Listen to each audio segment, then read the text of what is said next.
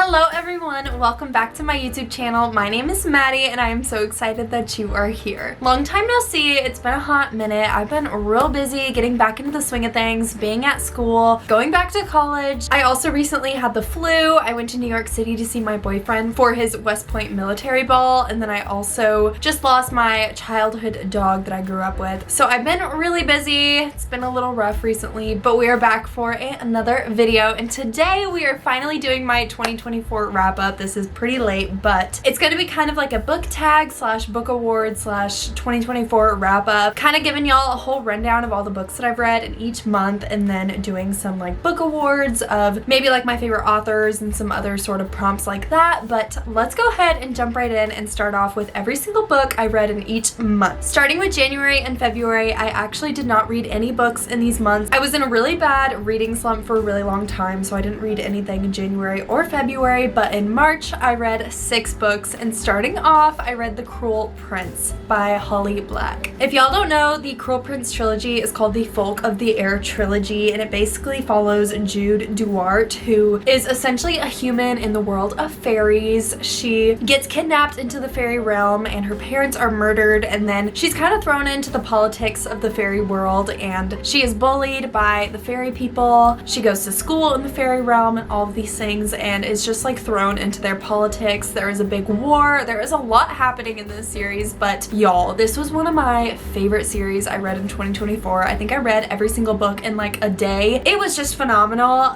So easy to get through. It's sort of like a young adult fantasy vibe, so it's really easy to follow. Holly Black's writing is so well done, and it's just enough politics to keep you interested, but not too much to overwhelm you or confuse you. Overall, just a really good series. So I gave the first book a 5 out of 5 stars on Goodreads. And then next in March, I read The Wicked King, which is the second book in the series, and I gave that 4.75 out of 5. And then I read The Queen of Nothing to finish off the Folk of the Air trilogy, which I gave a 4.5 out of 5 stars. So overall, a really good series. There's not much I would complain about with this one, and I would definitely recommend it. But next up in March, I also read How the King of Elfhame Learned to Hate Stories by Holly Black. This is sort of like a graphic novel that kind of goes along with the Folk of the Air trilogy. It gives you more insight into the series, into Cardan, one of the characters in the Folk of the Air trilogy, and just like his life. It doesn't really introduce a lot of new stuff, which I wished it had. I wish it like gave us new information about him, but it kind of like goes back over things that were mentioned in the series and has beautiful illustrations and art, and it's just really good to finish off the series, especially because I was so obsessed with the characters in the original trilogy, and I kind of fell into like this Pinterest rabbit hole. So that I gave a 3.75 out of 5. I didn't really know how to rate it just because it is more of like a graphic novel vibe. But then in March, I read the Red Queen series. I read the first one called Red Queen by Victoria Aveyard. This series follows Mare Barrow. She's essentially in this fantasy dystopian world where the classes are separated based on the color of your blood. So people who have silver blood are like the royals, and they have powers and abilities, and then the poor and unfortunate people are people who have red blood, so just like normal humans, and they do not have abilities. But Mare is thrown into this world. She essentially gets involved with the king and his sons, and there's some romance in here. It ends in like this huge war, and basically the books are just like full of battles and politics and all of this stuff. So it's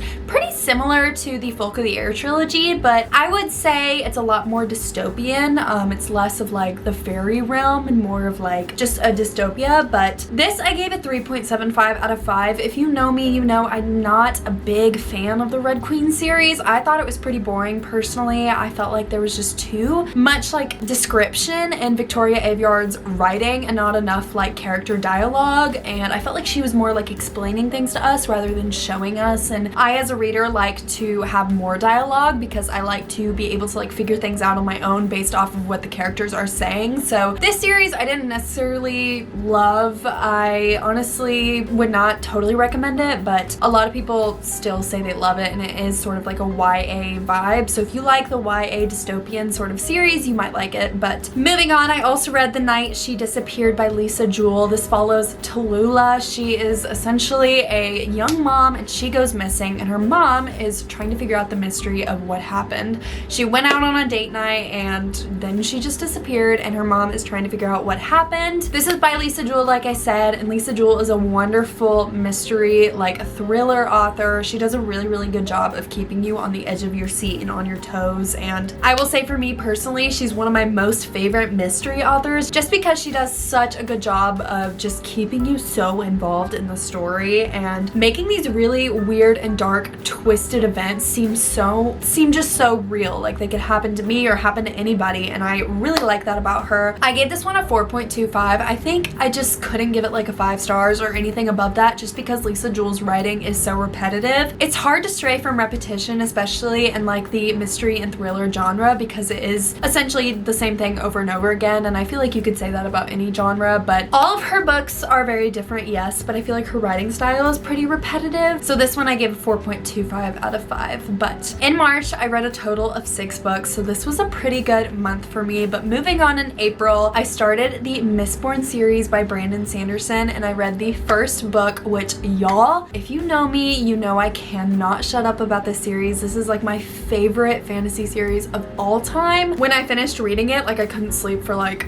that night just because it was so much and I just could not stop thinking about it. But the Mistborn trilogy basically follows Vin. She is a street urchin and she is taken in by Kelsier, who is sort of like this hero in his community, to basically overthrow the Lord Ruler, which is like this tyrannical figure in their city of Luthadel. And there's a lot of really cool like magic systems and aspects and cool characters and groups of people and like just fantasy creatures, and Brandon Sanderson does such a good job of creating these crazy new fantasy worlds that just like are unlike any other world I have ever read about. But the Mistborn trilogy is truly one of my favorite series of all time. I still think about it every day, like I said, and I could not recommend it enough. It's so full of politics, but it's not too confusing, and it's just enough of just new material every single page that it keeps you on the edge of your seat and wanting to know more about the world. He really just makes you have to figure it out, and he really just forces you to pay attention, which I love so much. So this one I gave a 5 out of 5 stars. Then moving on, I read the second and third book in the Red Queen series. The second one I gave a 2.75, and that book is called Glass Sword. And then the third one is called King's Cage, and that one I gave a 3.75. I will say the second book I think is my least favorite book in the series just because it's so repetitive, and I felt like I didn't like how the first book ended, so the second book really was just like focusing on how to fix what happened in the first book, and obviously I didn't like what happened in the first book, so I didn't like the second one at all. So anyways, next in April I also read the second book in the Mistborn series, and I gave that a 5 out of 5 stars. And then I read Love Redesigned by Lauren Asher. This was my first Lauren Asher book ever, and y'all, she is so hyped. She is such a popular romance author recently. She has been like everywhere on TikTok, on Bookstagram, on Goodreads. Everyone has been obsessed with her, and I will say after reading many of her books, I'm not the biggest fan of her. I just don't think I like her writing style. I don't think I like the way she writes her characters and writes her stories, really. I feel like they're just too spicy, and I like books that do not have too much spice but have just enough so that it adds to the romance and doesn't take away from it and doesn't become like distracting or weird in a way. But yeah, so I read Love Redesigned by her. Love Redesigned follows Julian and Dahlia. Dahlia is an interior designer. She has her own TV show. She's super popular. She comes back to her hometown to basically redesign houses, and she comes across Julian, who is essentially her childhood rival, and they start up a romance. I just felt like he was really not super nice, and if you know me, you know I love a good golden retriever boyfriend. I love the boyfriends that are just so sweet to their girls and treat them so well, and I'm kind of just over the broody boyfriend vibe. It's just not my favorite, and I felt like he was just a little bit mean, and so this one was not my most favorite. I also just think her writing style took away from it a lot for me. So Love Redesigned I gave a 4 out of 5, and then I read Warstorm to finish off the Red Queen series, and I gave this one a 3.75. Finally in April I read The Fine Print, which is the first book in the Dreamland Billionaire series by Lauren Asher as well. This is a series of interconnected standalone romances. So essentially the main characters in each book are connected to each other somehow, and they're all about different couples, and this one follows Rowan. He is in the business of creating fairy tales, theme parks, production companies. He hires Zara, who essentially helps him create these new characters and stuff like that for Dreamland, which is this theme park that he has inherited. But he essentially has to win his inheritance from his grandfather, and I don't totally remember how, but it basically is like this Disney World vibe, and it's a romance set in like the theme park, and it's really, really cool. It really was like very interesting to read because I've never read anything like it, and I really liked the Disney World vibe. I felt like I was just like in this fantasy world, and it just like really took me back to when I went to Disney World, which I loved. But again, I just don't like the broody boyfriend vibe. I don't think as much as I thought I did, so I gave this one a 4.5 out of 5. So to finish off April, I read 7 books in total, which was actually pretty good. Then in May, I read 8 books, so we're just getting better. To start off, I read Mistborn book 3. I gave this one a 5 out of 5. This entire series was a 5-star for me. I was like just so broken once I finished it. I was so sad and like literally like sobbing over the fact that I would never see these characters again, and which is not necessarily true. If you know, you know, but I just was brokenhearted to see these characters go. And I will say the second book I think is my favorite in the series. It's phenomenal. Just his writing just blows my mind how unbelievably talented Brandon Sanderson is, but I cannot recommend the series enough if you love a good high stakes political fantasy that keeps you thinking and keeps you on the edge of your seat, and it's just amazing, and I cannot recommend it enough. Then after this, I read The Love Hypothesis by Ali Hazelwood. This was my first Ali Hazelwood book, and I think looking back now, I don't like her as much as I thought I once did. She's kind of similar to Lauren Asher in that way. I just think her female main characters are horrible. Like, I just cannot stand them. I think they're so annoying, and I love that they're all STEM girlies. I love that all of her romances go off of like that STEM vibe and really like bring awareness to that, but I just think her female main characters are so annoying and so hard to read about, and I just do not like them. So this one I gave a 4 out of 5. I will say out of the Ali Hazelwood books I've read, this one has been my favorite because I actually don't think Olive was that awful, but some of her other books I just could not stand. Essentially, The Love Hypothesis follows Olive Smith. She is a PhD candidate, and she gets into a situation where she has to fake date one of the faculty members on her hall so she can basically convince her best friend that she is over her ex. And this man is named Adam Carlson. He is a sweetheart. I really like him. He's more of like the broody vibe, but he's not like too mean. It was pretty good. It's pretty funny. I really like her and her best friend's relationship, and I did not find Olive too bad. I actually did kind of really enjoy her personality, especially because I feel like I related to this one more than any of her other books, but this one wasn't too bad, and I ended up giving it a 4 out of 5 stars. Then after this, I read Once Upon a Broken Heart by Stephanie Garber. If you know, you know, and if you don't know, you are probably living under a rock, but this series has been so popular. It blew up in 2024. It was a huge like TikTok book series. It was everywhere, so I read it. It's a trilogy, and it was really good. It's definitely more of like a young adult fantasy vibe, which I do like I said earlier, but it's a little bit too simple for me. I think there was just not enough like politics and complicated themes in it, and I really like to have to think when I read a book. Like, I really like to have to really focus, and this one was a little bit too easy to get through, if that makes any sense. But this book follows Evangeline Fox. She has believed in true love and happy endings her entire life until she learns that the love of her life will marry another. Desperate to stop the wedding and heal her wounded heart, she strikes a deal with the charismatic but wicked Prince of Hearts. In exchange for his help, he asks for 3 kisses to be given at the time and place of his choosing. So definitely very fantastical, very whimsical. The vibes in this book were phenomenal, very like fairy tale-ish, which I love. I really liked Evangeline. I liked how she was not like so girl boss. I feel like in a lot of these fantasy series, the girl has to be so girl boss, has to be such a tomboy, and Evangeline is just a girl at heart. She is a princess. She wants to be treated as such, and I really, really liked that about her. I also thought the plot was really cool. I really liked just how whimsical it is and how it just feels like I'm truly reading a story about like a princess, and I loved that about it. I got through this series like extremely quickly, but the first book I gave a 4.5 out of 5. Then the second book I gave a 4.5 out of 5 as well. And then also in May, I read Check and Mate by Ali Hazelwood. This is like a chess romance, which is nothing like I've ever really read before, and chess has always been something I've kind of been interested in. I've always wanted to learn how to play, so it was really cool to read a book and a romance about this. Check and Mate follows Mallory Greenleaf. She is done with chess. Every move counts nowadays.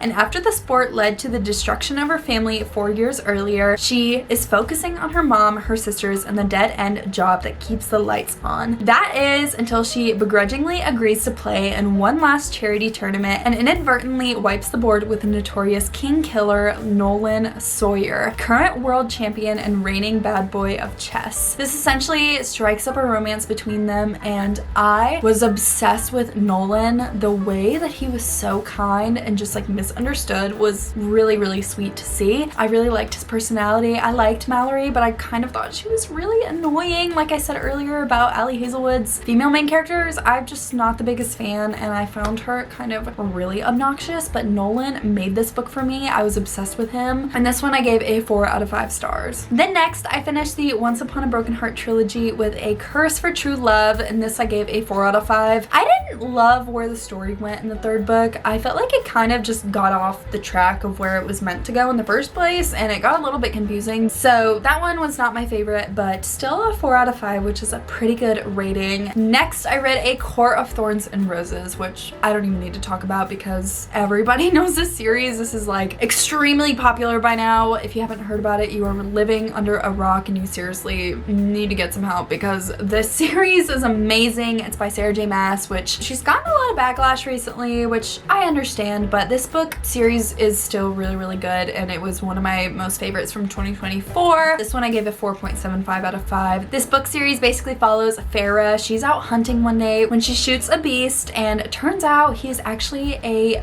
fairy man. And then another fairy man shows up at her house, and he basically is demanding retribution for her killing his friend. And then she gets whisked off away into the fairy realm and the world of Prythian. Really, really good. I didn't think I would like it at first, honestly. I didn't think I liked her writing style at first, but I fell in love with it, and the entire series was a 5-star series for me. It was insanely good. But this first book I gave a 4.75. There were some weird scenes in the book that kind of took away from it, kind of took me out, so that's why I gave it a 4.75, but I could not stop reading this book. It was so good. And then to finish off May, I read A Court of Mist and Fury, which is the second book in the series, and I gave that a 6 out of 5. This one was super romance heavy, which I think is why I liked it so much, because it was such a good change of pace from the first book. The first book really just focused on the world building, and the second book really got into the character relationships, which is why I was obsessed with it and could not stop reading it. So absolutely phenomenal. And that wraps up May with 8 books, so pretty good. Then moving on into June, the first book I read was A Court of Wings and Ruin, which is the third book in the ACOTAR series, and I gave this one a 4.75. And then I read Terms and Conditions, which is the second book in the Dreamland Billionaire series by Lauren Asher, which I was talking about earlier. This one I did not like that much. I gave it a 2.25. It was not good. I don't think I liked the male main character. His name was Declan. I honestly just thought he was extremely annoying and so cruel for no reason. But yes, so Declan is destined to become the next CEO of his family's media empire, but his grandfather's inheritance clause basically says he has to get married and have an heir. So he asks his personal assistant Iris to fake marry him, and it leads into like a romance between the two, and I just did not like the way he treated Iris. She was such a sweet character and just like such a good person, such a sunshiny girl, and he was so awful to her, and I just like could not stand him. I just thought he was so annoying and so mean, so did not like this one nearly as much as I wanted to. But I also then read Mistborn Secret History in June, which, if you know, this one comes after the first Mistborn trilogy. It wraps up all the loose ends. It kind of gives you more insight into what's going on behind the scenes and in the world and in like the universe. Just gives you more insight into what goes on in the book, and I wanted to like this one more than I actually did, and I think that's why I might reread it. I'm still thinking about it, but I give this one a 4.25. I don't know why I didn't like it as much as I wanted to. I think I expected like more from it, but it is a novella, so it was hard to rate. Then I read Final Offer to wrap up the Dreamland Billionaire series. I gave this a 3.75 out of 5. This one follows the final brother from the trilogy. Basically, the three brothers are like the three male main characters. And this one follows Callahan. He basically is a washed up athlete. He's a drunk and he's in love with his childhood best friend, but she has a daughter and she wants nothing to do with him. So he basically goes to rehab and all these things for her. And I thought this one was so sweet just because he is such a good person. Like, he was so kind to her and really just loved and cared about her. And y'all know that's my kind of book boyfriend. So I did really like this one. I gave it a 3.75.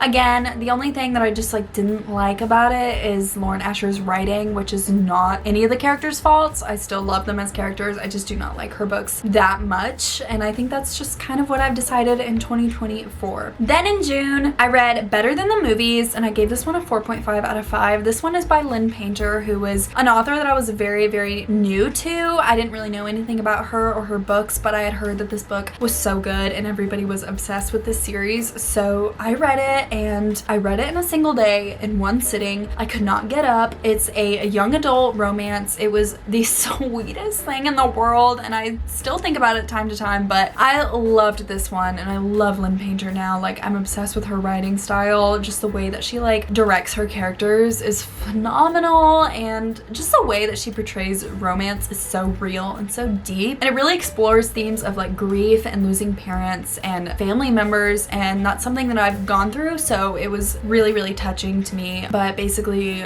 Wes, one of the main characters, he loses his brother, and that's just something I really appreciate about Lynn Painter's books, is she really just like explores hard and tough themes, but also makes her books so lighthearted and happy and just beautiful. So I loved this one. But this one follows Liz. She has had the biggest crush on this guy named Michael, and her next door neighbor Wes, who is like her rival, who is essentially her enemy, he is really good friends with Michael. So she essentially asks him to help her get them two together for prom, and then Liz and Wes end up falling in love. So really, really sweet. It's like high school vibes. It really just like took me back, and I didn't think I would like that, but I loved it. Really, really good. This one I gave a 4.5 out of 5. And then to finish off the ACOTAR series in June, I read A Court of Frost and Starlight, as well as A Court of Silver Flames. So Court of Frost and Starlight I gave 4.25, and then A Court of Silver Flames I gave a 6 out of 5. A Court of Frost and Starlight is kind of more of like a novella, but it is essentially considered part of the series, just like another book in the series, but really, really good. I really enjoyed getting more of the characters because I was like really missing the characters after reading the third book in the series. And then A Court of Silver Flames is absolutely my favorite book in the series and was so spicy, was like so good. So I loved that one, but that one I gave a 6, like I said, out of 5. Then I read Love Theoretically by Ali Hazelwood. Did not like this one that much. I gave it a 3.25. I just thought the female main character was extremely annoying and I just did not like her. So Love Theoretically follows Elsie Hanaway. She's basically a fake girlfriend by night. She is a theoretical physicist by day. It's a pretty sweet gig until her carefully constructed Elsieverse comes crashing down because Jack Smith, the annoyingly attractive and broody older brother of her favorite client, turns out to be the cold-hearted experimental physicist who ruined her mentor's career and undermined the reputation of theorists everywhere. And that same Jack now sits right between Elsie and her dream job. This one, I just did not like Elsie.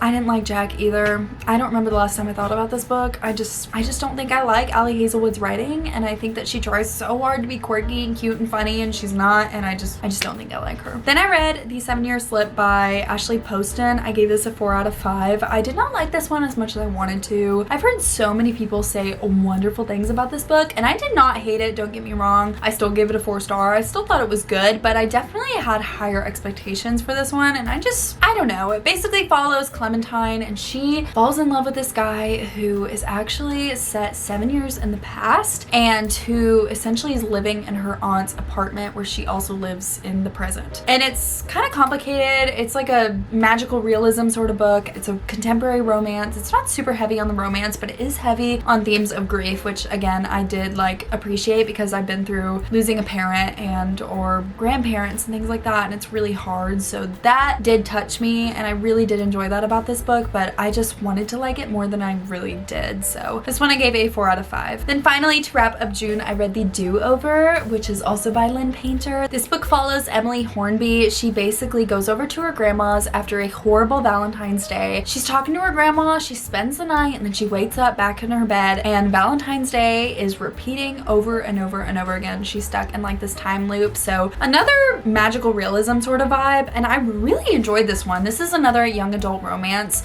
Really good. I really liked our male main character in this one. He was such a good guy. So it also explores themes of like high school and cheating and stuff like that, and I really liked being so invested in this world and in Emily's universe, and I really felt like I connected to her in a lot of ways. So I did really enjoy this one, honestly a lot more than I thought I was going to. So this one I gave a 4.25 out of 5. So to wrap up June, I read 10 books, and then in July I only read 4. So definitely started to slow down here. I got back into school, I got a job and things like that, so very busy. But the first book I read in July was The Summer of Broken Rules, and I really liked this book. I have not read any books that were really similar to this. If I'm being so honest with you guys, I am not obsessed with reading like books set in a certain season, which a lot of these books are, but like that's just not something that I'm super into. The Summer of Broken Rules is a very like summery, beachy vibe, and I just find that I do not necessarily love those sorts of books, and I don't know why. Like, I could not tell you. I was honestly pretty shocked by how much I enjoyed this one. The Summer of Broken Rules follows Meredith Fox. She's been going to Martha's Vineyard for the summer as long as she can remember, but this summer is the first one back since the death of her sister. It's all very overwhelming, but even more since the entire extended family will be together for her cousin's big wedding. Unfortunately, her longtime boyfriend unexpectedly dumped her 2 weeks before the wedding, leaving her dateless. So this is like a young adult romance, really sweet. The summer vibes were everything, especially because this was July, so I was right in the heat of a Texan summer, and the vibes were immaculate. I just loved this writing. The author is K.L. Walther, which I don't know if that's how you say that, but I have never read any of their books. The writing style was amazing.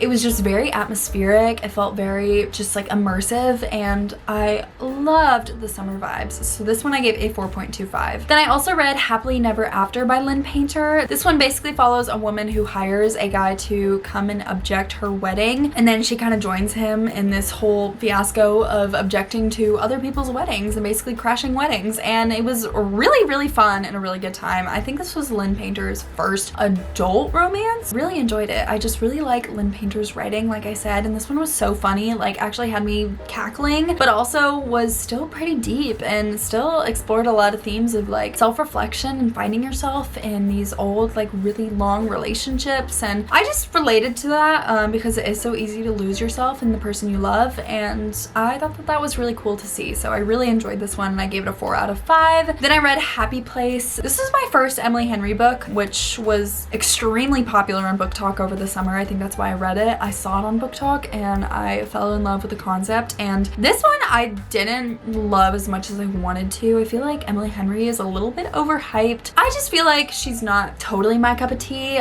She's very atmospheric. She explores really deep themes, but it's just, I don't know, they're a little bit too deep, I guess. Like, they're a little bit depressing sometimes. So this one follows Harriet and Wynne. They have been the perfect couple since they met in college. They go together like salt and pepper, except now for reasons they're still not discussing, they don't. They broke up 6 months ago and still haven't told their best friends, which is how they find themselves sharing the largest bedroom at the main cottage that has been their friend group's yearly getaway for the last decade. So they're basically pretending to still be together, and they're hanging out with their friends, and they're doing all these fun summery things and pretending to be a couple. And I don't know if this was like not my cup of tea for the trope or what, maybe Emily Henry's writing, but this one was like not my most favorite. I still give it a 4.5 out of 5. I just couldn't give it 5 stars, and I really wanted to because everybody around me has been giving it like 5 stars, 6 stars, whatever, and I just couldn't for some reason. So this one I gave a 4.5 out of 5. And then finally, to wrap up July with 4 books, I read Love Unwritten. This was another Lauren Asher book. This is the second in the Lakefront Billionaires interconnected standalone series. The first one was Love Redesigned, which I mentioned earlier, but this was the second book in the series. Ellie Sinclair is basically a hopeless romantic, and she is a songwriter, and she is essentially the babysitter to Raphael's son, and then this strikes up a romance between them, and they go on a trip together and all these things. It was very fun to follow. I thought it was like a good time, but again, I just don't think I like Lauren Asher all that much, and I gave this one a 3 out of 5 stars. I also wasn't the biggest fan of Raphael. I just really didn't like latch on to their relationship, and I really didn't feel like I was there with them in it, and normally I like to feel like I'm like living through the book, so I just didn't love this one. Then in August, I only read 3 books. To start off, I read Light Lark. This basically basically follows Isla Crown. She is the ruler for the Wildling realm, and she goes and competes in something called the Centennial, where all the rulers of all the different realms compete to try to break the curses on their realms. This one is really fun. It's more of like a young adult fantasy kind of vibe. Definitely a fun series. I do not hate it in the least. There's something about it, I guess it's just like not complicated enough. I heard that Alex Astor, who is the author, can't picture scenes in her head, and I absolutely could tell. I could not picture this book in my head for the life of me, and if you know me, you know like my brain is like extremely imaginative, and I like watch movies when I read my books, but her books were just, there was something about them. Like I just could not immerse myself in the landscape, and I just didn't really feel like she explained this world and this universe really properly. It was just hard to follow, and it was just like hard to keep my interest in it, and so this one I give a 4 out of 5. The first book is definitely better than the second one or the third, but 4 out of 5. And the romance is good. It's sort of like a love triangle kind of situation, but I really wasn't like latched onto either option. So then I also read The Assassin's Blade in August, which if you know, you know. This is the prequel to the Throne of Glass series, which I'm currently in the middle of. This is also by Sarah J Maas, and y'all, the Throne of Glass series is so good.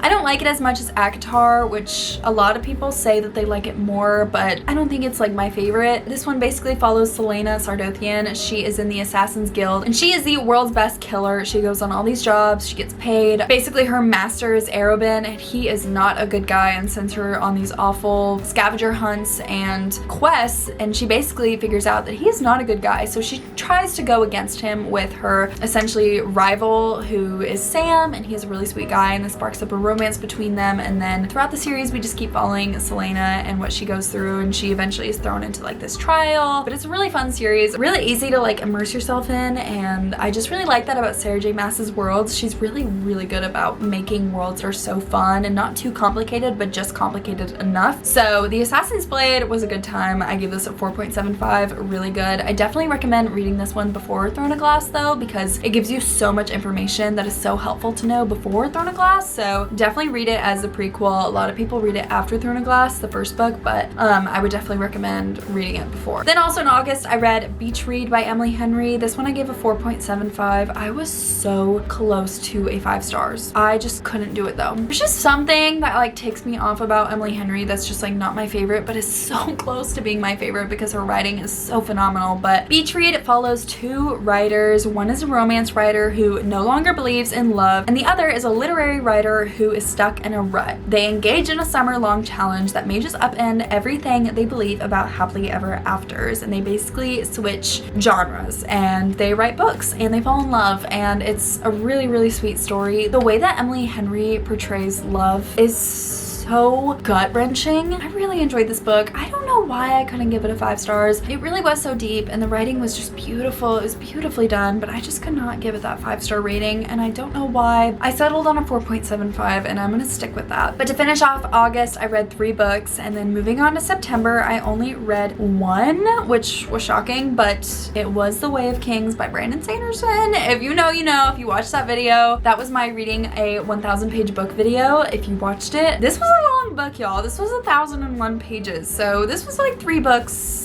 in my brain. This is the first book in the Stormlight Archive. Wow, if you've not read it, it's a beast of a series. I'm still only on like the 3rd book, but Brandon Sanderson, just his fantasy worlds are crazy. They're beautifully done. The synopsis of this one is really like, doesn't really give you really any information about the book, so you really just have to dive into the world, but absolutely phenomenal. Roshar is a world of stone and storms. Uncanny tempests of incredible power sweep across the rocky terrain so frequently that animals hide in shells, trees pull in branches, and grass retracts into the soilless ground. It has been centuries since the fall of the 10 consecrated orders known as the Knights Radiant, but their shard blades and shard plate remain. Mystical swords and suits of armor that transform ordinary men into near invincible warriors. Wars were fought for them, and one such war rages on a ruined landscape called the Shattered Plains. There, Kaladin, who traded his medical apprenticeship for a spear to protect his little brother, has been reduced to into slavery. So this book follows him. This is like his book. It's extremely heavy. It's sad. It's complicated. It's political. It's everything I could ever dream of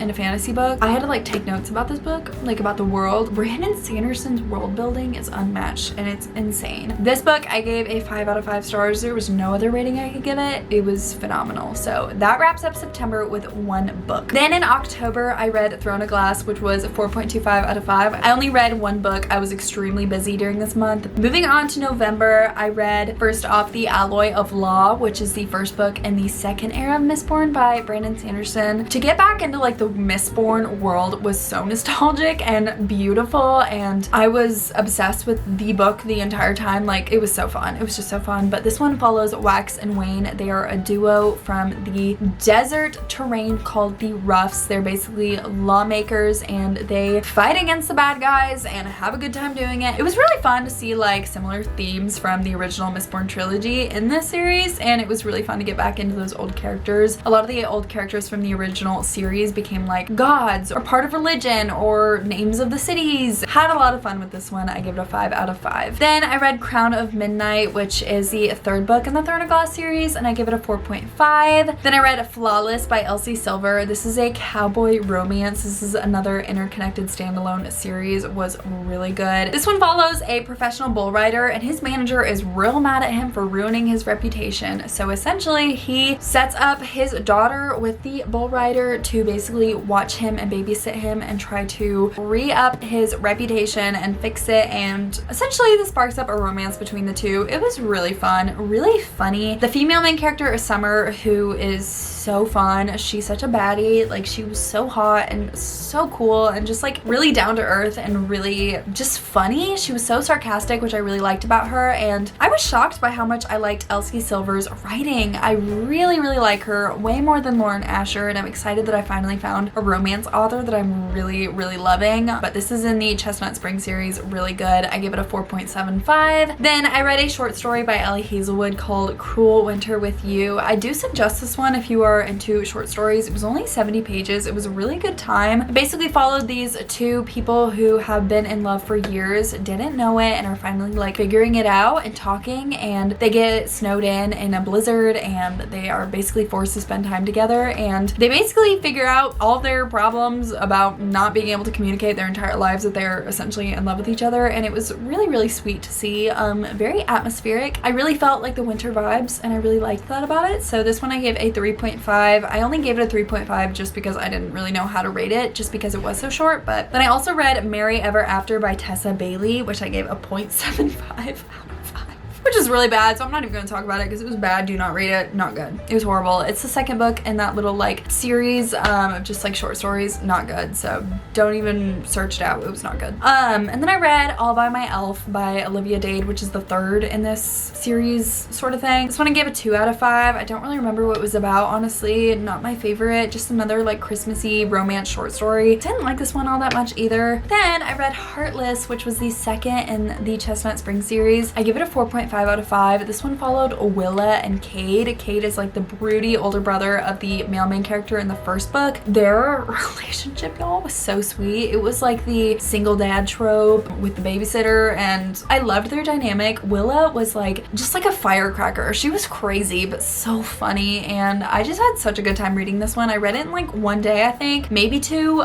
Really liked it, but it was a 4.5 out of 5. Then I also read Same Time Next Year by Tessa Bailey. This one follows Sumner, and I forget the girl's name, but basically he is trying to get a green card to stay in the United States for hockey.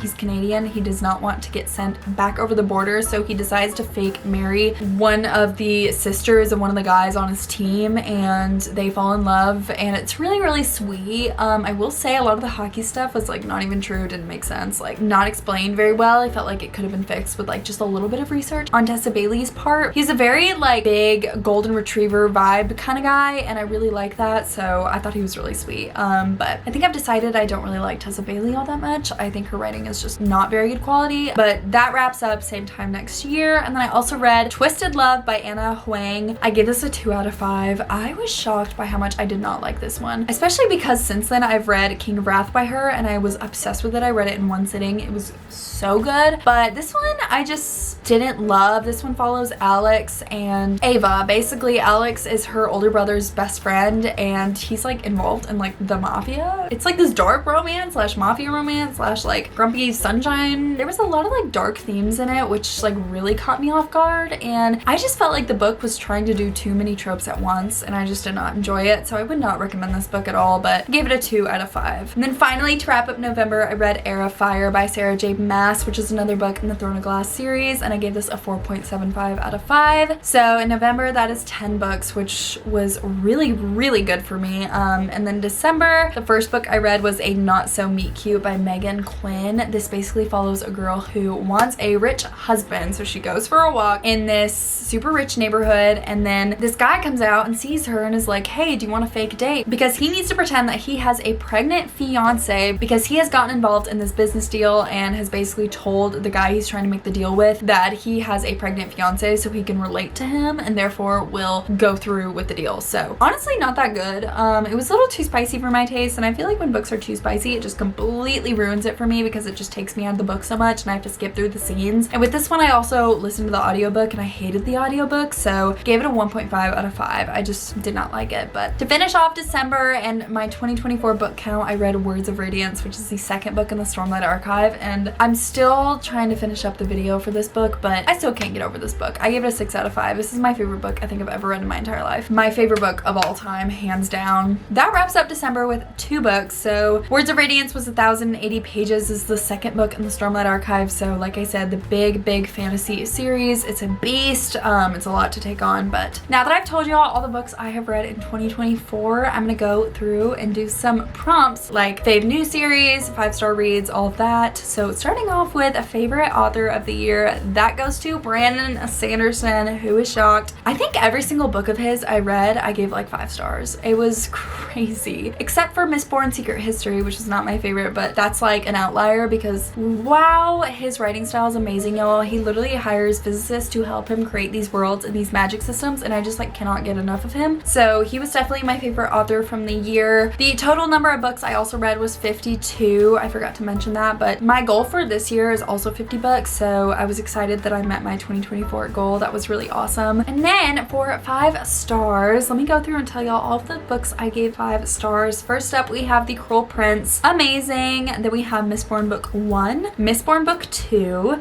Mistborn Book 3. Who's surprised? And then A Court of Mist and Fury was 6 stars, so we're still gonna put that in this 5-star realm. 5 or 6 stars, basically my favorite books from the year. We also have A Court of Silver Flames, another one of my most favorites from the year. And then we have The Way of Kings, The Alloy of Law, both by Brandon Sanderson, not surprised again. And then finally Words of Radiance, which was my favorite book from the year. So that covers all of that. Then I'm gonna go through each month and say my favorite book from the month because I thought that would be fun. But January and February, obviously I read no books in January and February. So March I read The Cruel Prince and that was my favorite. And then in April I said Mistborn 2, May Mistborn 3, June A Court of Silver Flames, July Happy Place, August The Assassin's Blade, September The Way of Kings, October Throne of Glass, November The Alloy of Law, and December Words of Radiance. So those were all my favorite books of the year. Really good picks. I felt like this year I did such a good job of like reading really good books and just putting down the books that I did not enjoy.